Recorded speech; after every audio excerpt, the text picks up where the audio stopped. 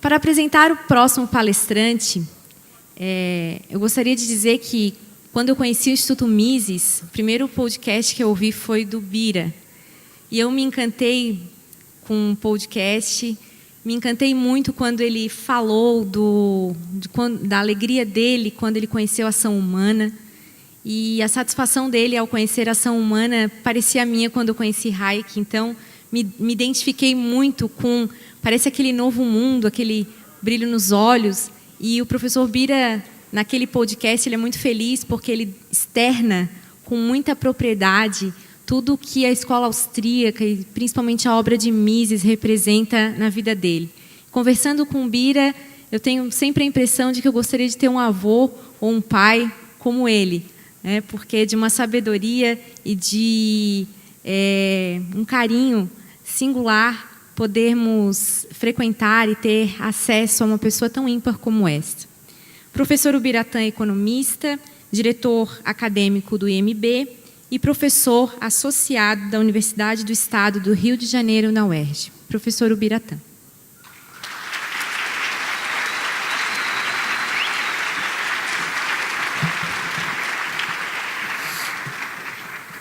Boa tarde a todos. Eu não posso deixar de começar dizendo da minha alegria de ver esse auditório aqui lotado, né? Lá pelo final dos anos 80, início dos anos 90, isso seria uma coisa absolutamente impensável aqui no Brasil. No entanto, a cada conferência do Instituto Mises, a gente vai vendo crescer o número de participantes. E, melhor do que tudo, participantes jovens. Então, o futuro está nas mãos de vocês, mas hoje nós vamos falar aqui, infelizmente, de um passado um pouco triste. O passado dos cinco planos que tentaram salvar o Brasil.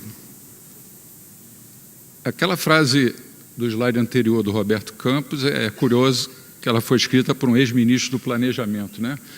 Planos de governo são fracassos com datas marcadas. É absolutamente correto. Então, hoje nós vamos falar aqui um pouco sobre o que é e o que não é a inflação. O quinquênio, eu preferi manter o trema, porque eu sou contra essa reforma ortográfica que nos foi imposta.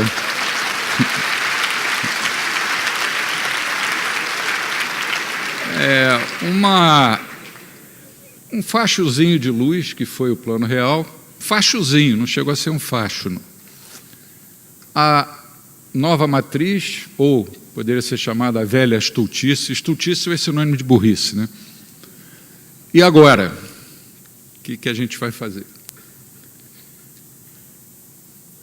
Bom, o Mises está no livro As Seis Lições, no capítulo sobre inflação. Ao começar a falar sobre inflação, ele dá o exemplo das batatas e do caviar, porque a batata é mais barata que o caviar, e ele diz que é porque existe, naturalmente, uma quantidade muito maior de batatas do que de caviar.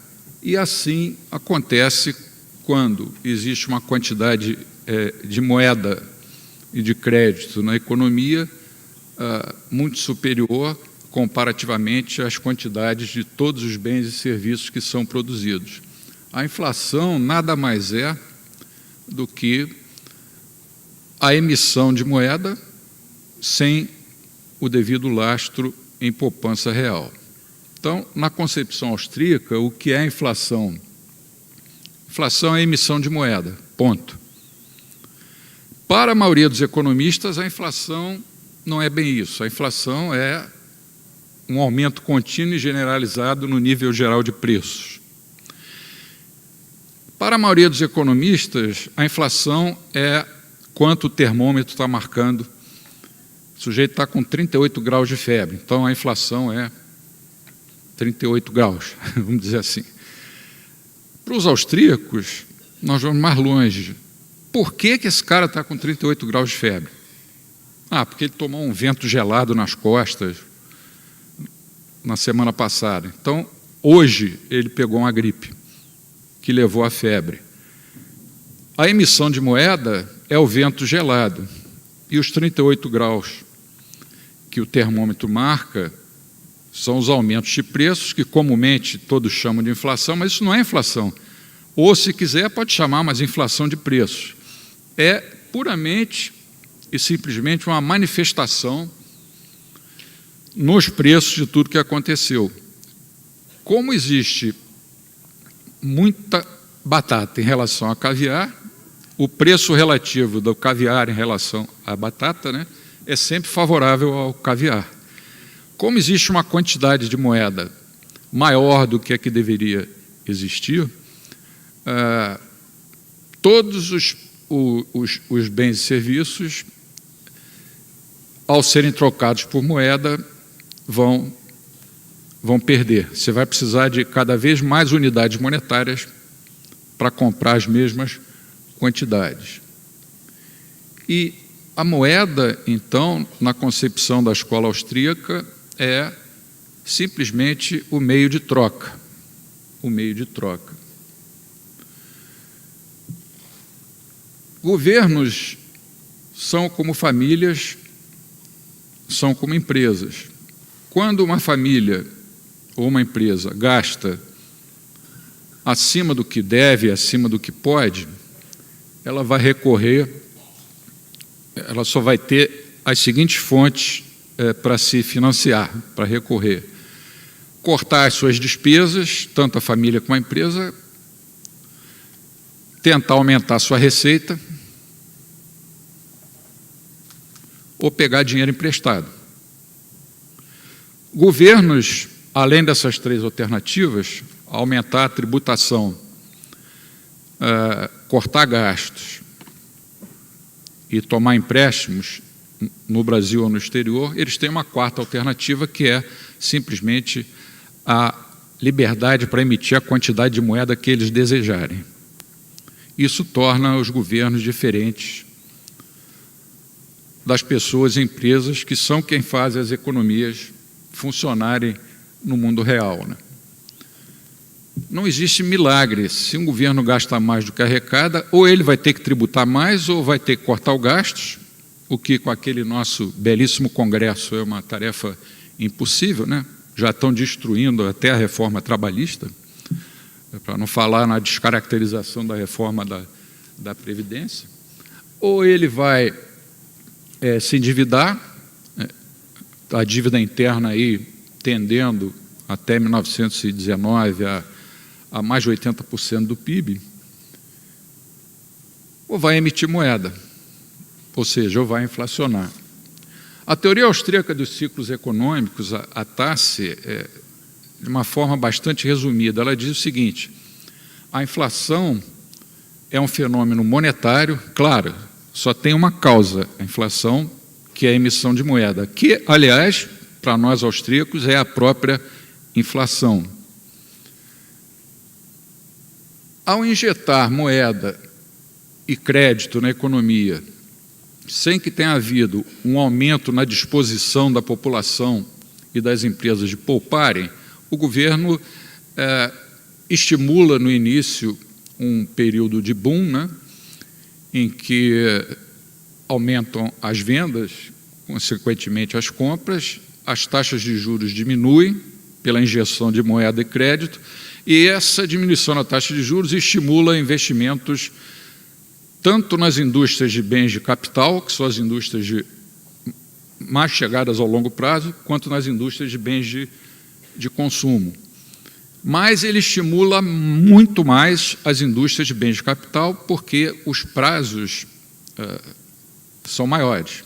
O valor presente, o valor atual de um projeto de 10 anos, quando cai a taxa de juros, esse valor atual ele cresce mais do que o valor atual de uma empresa do varejo. Então, parece que está havendo crescimento, as pessoas ganham muito dinheiro nesses setores de bens de capital, novas fábricas são construídas, constroem portos, rodovias, rodoanéis, estádios de futebol, e parece que está tudo bem, só que a conta vai chegar.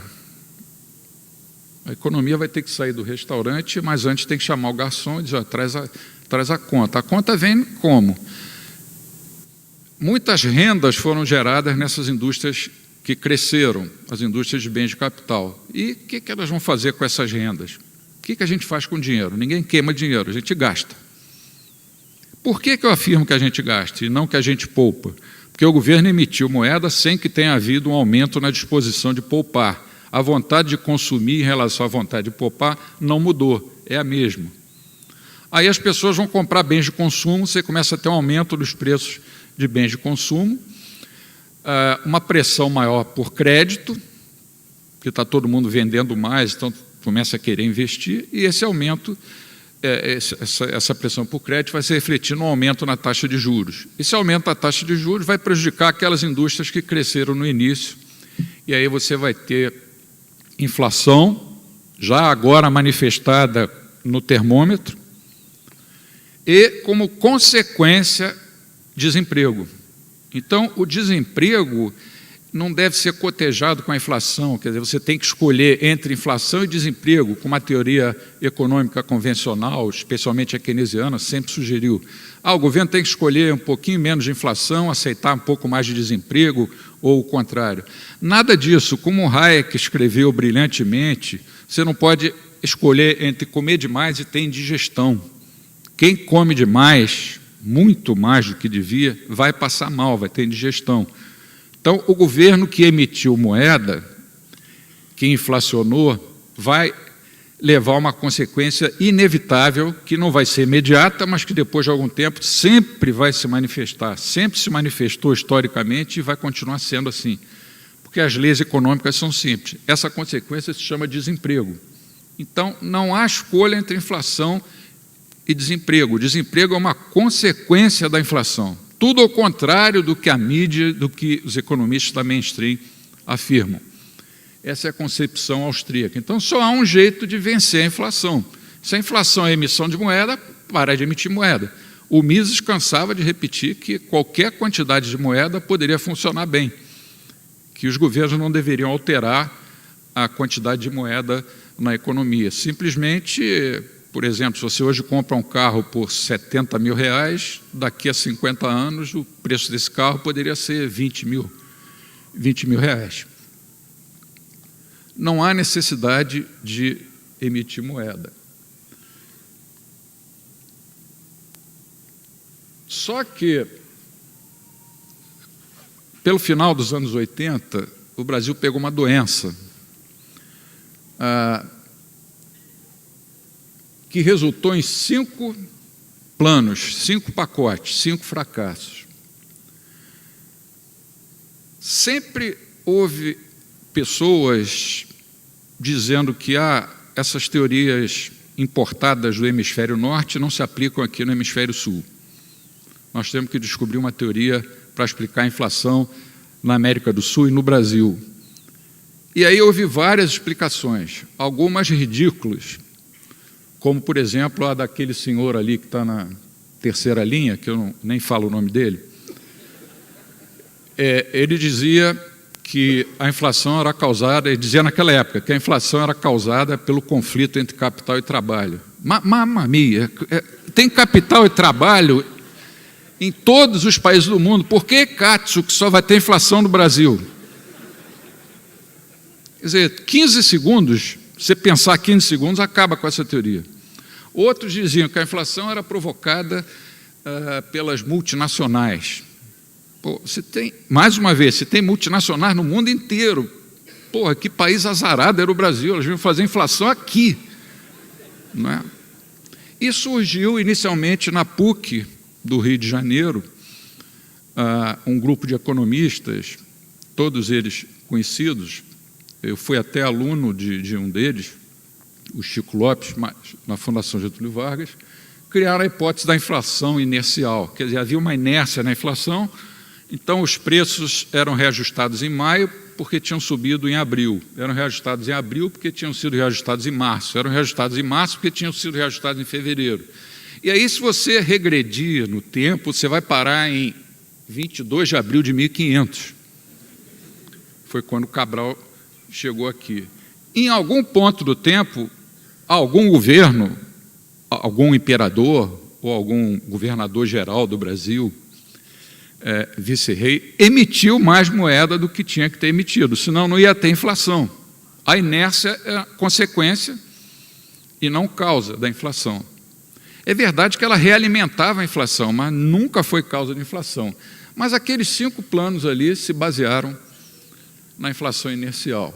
Eu vou falar do modo geral dos 5, cada limitação do tempo também. Em 28 de fevereiro de 1986, o presidente, um homem de conduta ilibada, chamado José Sarney, em rede nacional, ele era o presidente da República, anunciou: acabou a inflação no Brasil, todos os preços estão congelados. Todos os preços, inclusive taxa de juros, taxa de câmbio, tudo, tarifa, congelou tudo. Aquilo pegou todo mundo de impacto, né? Foi um impacto muito forte. Eu me lembro que na época toda a imprensa foi conversar com o nosso grupo de economistas, na época eu era economista do IBMEC, e todos nós dissemos que aquele plano ia dar errado, que não tinha como dar certo, que ia durar alguns meses e ia afundar. O pessoal da imprensa começou a cair de pau em cima da gente. O mínimo que xingava a gente é: esses caras são os urubus. Congelou todos os preços. Você sabe o que é um congelamento de preços? O primeiro sujeito que fez isso na história foi Nabucodonosor, da Babilônia. Tem um livro chamado 25 séculos de inflação. Ele mandou congelar todos os preços na Babilônia, e quem desrespeitasse a ordem dele, ele ia mandar queimar no azeite fervendo. E queimava mesmo. O que aconteceu parece piada, mas é verídico, está documentado. Faltou azeite. Porque o preço do azeite estava...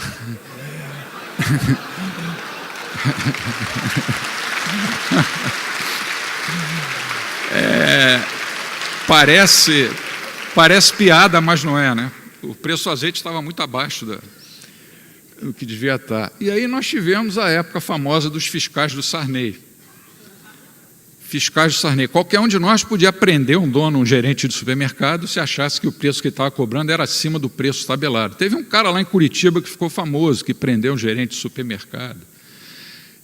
O preço da carne, no dia do congelamento, da arroba, ficou muito abaixo do que seria o preço de mercado.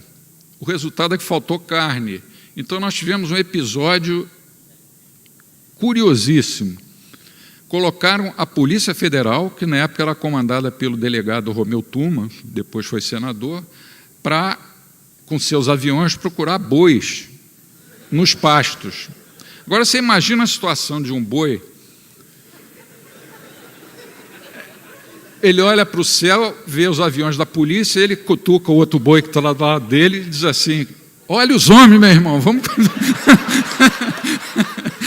vamos nos esconder. Porque isso é uma coisa ridícula. A polícia econômica ao invés da política econômica.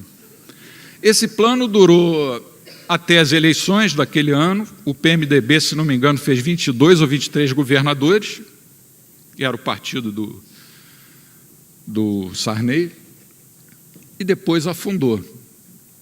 Em 87, no mês de junho, veio o plano daquele senhor que fez um novo congelamento de preços. Esse plano durou menos do que o plano cruzado.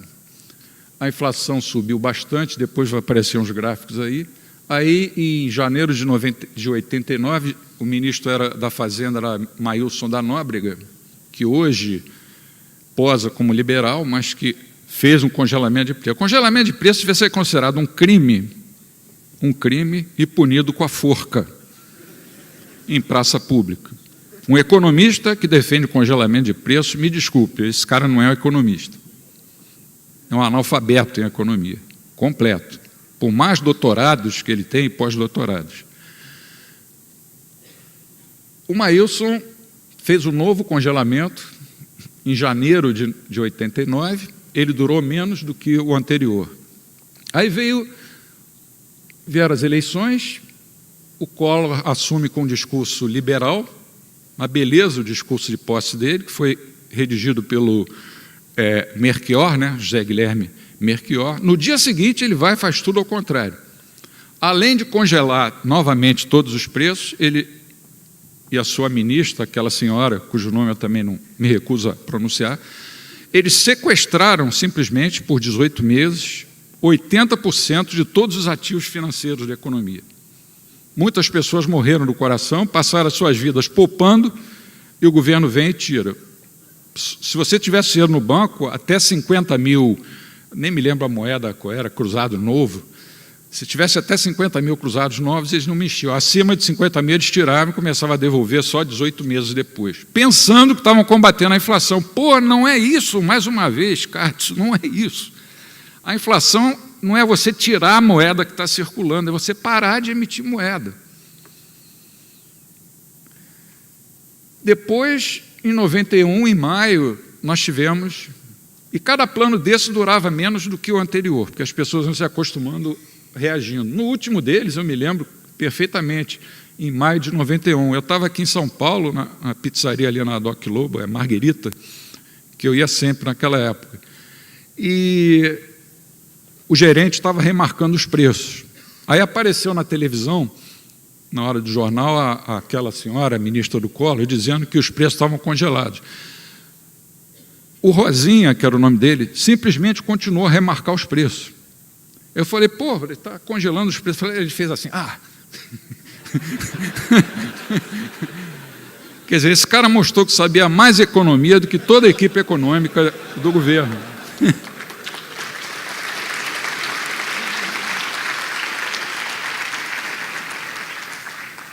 Repara no seguinte, nesse gráfico aí, que é interessante vocês verem, ali no ano do Plano Cruzado, 86, como a inflação despencou. Quando o Sarney decretou o fim da inflação, ela caiu a quase zero, depois ela começou a subir, aí em 87 veio o Plano Bresser, durou menos, ela caiu, mas já caiu para um patamar superior àquele do Plano Cruzado.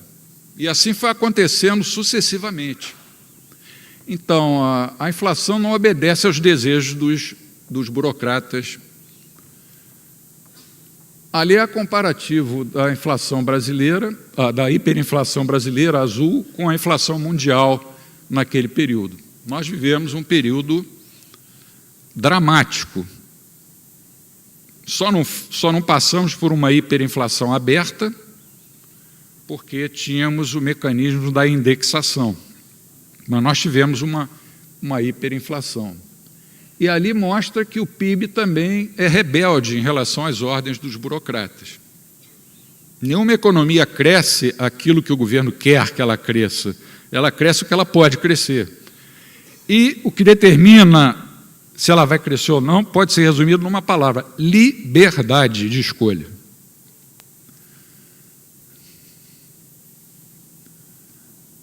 Isso aí... Esse gráfico é chocante, né? Esse gráfico não, são as mudanças que nós tivemos na nossa moeda desde 1942. O R$1.000 passou para o cruzeiro, depois está ali, né? Daqui eu não consigo ler, depois eu nem consigo decorar porque foram tantas mudanças. Olha que coisa absurda. Os nossos avós, lá em 1942, imagina que eles fossem pegar um táxi, a moeda é R$1.000, que a corrida custasse R$10. Eles iam ter que desembolsar 24.750 bilhões de R$1.000. Isso sem contar a inflação. Eu estou contando ali só os zeros que foram acrescentados e depois tirados. Isso é uma coisa absurda, ridícula. Um país desse não pode ser levado a sério. Um país que não cuida da sua própria moeda não merece ser chamado nem de país. É um aglomerado de pessoas.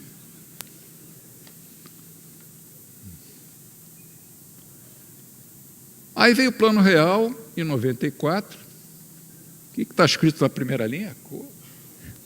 A concepção foi uma concepção correta, porque eles decidiram que iam atacar os 3 regimes da macroeconomia: o regime fiscal, o regime monetário e o regime cambial. Fizeram uma mudança muito criativa no regime monetário, que foi a URV, Unidade Referencial de Valor, A nossa moeda da época era o Cruzeiro Real. O Cruzeiro Real se desvalorizava diariamente em relação ao URV, e a URV, no final do mês, acompanhava mais ou menos a desvalorização do Cruzeiro Real em relação ao dólar. Então, se criou uma concepção psicológica, acho que eu posso chamar assim, de que uma URV equivalia a $1. Não era exatamente $1, mas era... E, na época, tinha o Plano Cavalo, na Argentina, né? As pessoas começaram a achar que eles vão fazer alguma mudança e vão congelar fazer o que a Argentina fez, né? A nova moeda vai ser sempre igual a $1. Tivemos, entretanto, alguns percalços. Primeiro foi a crise do México, no final de 95. Depois tivemos uma crise nos países asiáticos, no ano seguinte, 96, 97, 98, crise na Rússia. E a cada crise dessas, todos achavam que o Brasil ia ser a bola da vez. Por que achavam que o Brasil ia ser a bola da vez? Porque não tínhamos feito o dever de casa de mudar os 3 regimes. Não, o Fernando Henrique perdeu uma excelente oportunidade, especialmente no primeiro mandato, de fazer as reformas. Ele preferiu se empenhar na emenda da reeleição.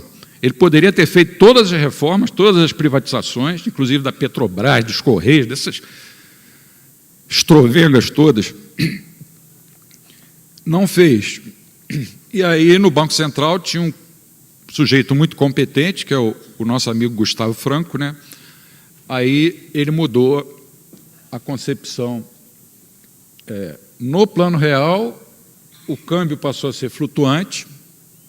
No início, a credibilidade foi tanta que o real, o dólar chegou a ser cotado a 0,83 de real. Você batia no peito e dizia, isso é que é moeda do meu país, esses americanos não estão com nada.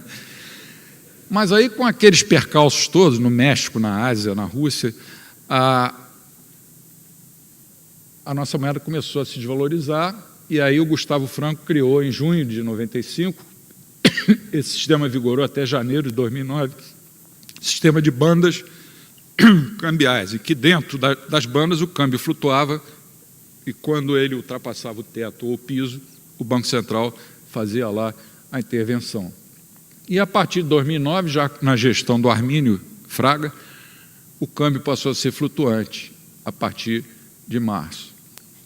Esse plano deu certo? Deu, em parte. Mas poderia ter sido muito melhor se eles tivessem feito o dever de casa fiscal.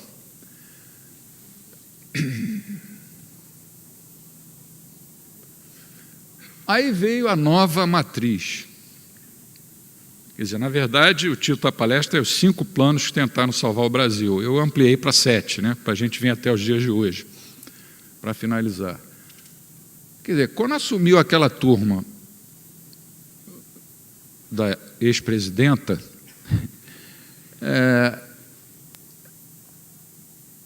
eles começaram a bombar a economia. A desculpa é que tinha uma crise externa, uma crise internacional, e que o Brasil era uma marolinha, mas a gente tinha que se precaver. Aí começaram a dar crédito para comprar linha branca, agora você pode comprar automóvel, pagar até 7 anos, coisa desse tipo, estímulos ao consumo, e um descuido muito grande em relação à moeda e ao crédito. Aquela bobagem de que o Estado é um motor do crescimento. O Estado não é motor de coisa nenhuma. A função do Estado deve ser garantir os direitos à vida, à liberdade e à propriedade. Isso e pouquíssima coisa a mais. Se ele fizesse isso bem, ótimo, mas nem isso ele faz. Seguraram preços e tarifas, usaram o BNDES no Bolsa Empresário, aquilo deu uma impressão de que a economia estava crescendo, e chegamos até na eleição de 2014, eles segurando a inflação de todas as formas para conseguirem reeleger as tocadoras de ventos, né? Ali é a farra da Selic, eles mantiveram a Selic. Eu acho um absurdo a taxa de juros ser determinada pelo Banco Central, assim como eu hoje acho absurdo existir o Banco Central. Mas já que existe, e já que existe o Copom, eles mantiveram a taxa de juros muito reduzida, pode ver o período ali, para dar a impressão de que as coisas estavam bem, de que podia reeleger aquela figura, né? Olha a base monetária. O que eles fizeram com a base monetária? Isso é um crime. Isso é um crime. Nós estamos pagando por ele. 14 milhões de desempregados. Lembra? Você não pode escolher entre comer demais e ter indigestão. Comeram demais. Aí veio a indigestão. Aí continua sendo a farra do crédito, aquelas duas linhas ali, o crédito privado e o crédito público. A farra do papel, moeda e poder do público. Quer dizer, notas e moedinhas metálicas, né? Olha que expansão, que coisa impressionante. Os depósitos à vista, você vê que ele só começa a cair ali quando? 2016, né? Quando já mudou o governo. E as necessidades de financiamento do setor público, no seu conceito primário, que não inclui a correção monetária nem a correção cambial. Déficit explosivo, dívida interna crescendo, inflação e desemprego. E agora, esse é o último slide. Um avanço é que o discurso mudou em Brasília, com o impeachment. O discurso mudou, temos que fazer reformas, temos que fazer um ajuste nas contas do governo. Aí eu pergunto, avanço mesmo? Você tem o velho discurso, o novo discurso, desculpe, novo em relação ao governo anterior, e o velho ranço que impede que essas reformas sejam feitas com profundidade. Aí eu finalizo, se me perguntarem com relação ao futuro, você é otimista ou você é pessimista? Todo pessimista é um otimista, um otimista bem informado. Todo pessimista é um otimista bem informado. Eu não sou pessimista de dizer o Brasil vai acabar, mas eu não estou festejando isso que está acontecendo, não. Porque eu estou vendo que as reformas, que sempre foram o nosso calcanhar de Aquiles, essas reformas, embora estejam no discurso, na prática, o que a gente está vendo não é nada disso, são reformas epidérmicas. Não há sentido se pensar numa empresa pública como a Petrobras, não há sentido em pensar que serviço de Correios tem que ser estatal, e Eletrobras, e todas as Bras da vida, e o setor público inchado, os estados quebrados. Eu, lá na minha universidade, eu não recebo meu salário desde março, estou me devendo o salário de março, de abril e o 13º do ano passado, porque o nosso governador comprava broches de 800 mil reais para sua digníssima esposa. A inflação está caindo? Tá, os preços estão crescendo menos. Mas a pergunta que eu faço, por isso que eu disse que eu era um pessimista realista, ou então um otimista desconfiado. É melhor dizer assim, eu sou um otimista desconfiado. Otimista porque estou melhor do que estava um ano atrás, mas desconfiado porque eu digo, isso vai durar? A gente só vai poder responder essa pergunta, a meu ver, depois das eleições do ano que vem, dependendo de quem vai ocupar aquela cadeira lá naquela cidade surreal. Né? Então era isso, né? Era isso que eu tinha para falar e agradeço a vocês a paciência.